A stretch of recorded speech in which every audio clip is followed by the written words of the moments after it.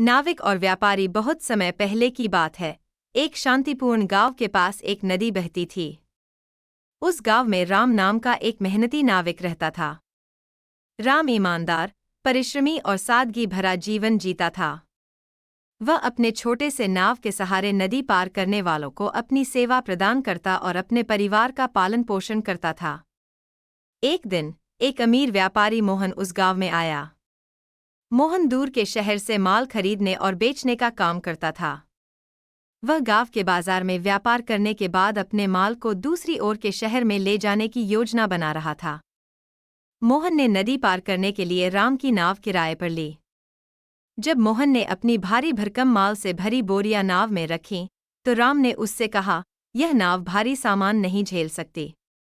हमें सावधानी बरतनी होगी। लेकिन व्यापारी ने राम की बात को अनसुना कर दिया और बोला, तुम सिर्फ नाव चलाओ, मुझे अपने सामान की चिंता खुद है। मैं जानता हूं कि यह सामान कितना महत्वपूर्ण है। राम ने मोहन की जिद के आगे हार मान ली। वह नाव चलाने लगा, लेकिन जैसे ही वे नदी के बीच में पहुंचे, नाव डगमगाने लगी। राम ने तुरंत कहा, सामान कम कर दें, वरना नाव डूब सकती है। व्यापारी ने घबराते हुए कहा, मेरा सामान बहुत कीमती है, इसे बचाना मेरे लिए सबसे जरूरी है। राम ने समझदारी से कहा, जीवन सामान से ज्यादा मूल्यवान है। अगर नाव डूबी तो न सामान बचेगा और न हम। व्यापारी को राम की बात समझ में आई। उसने तुरंत कुछ बोरियां पानी में फेंक दीं। नाव का भार हल्का हुआ और वे सुरक्षित किनारे तक पहुंच गए।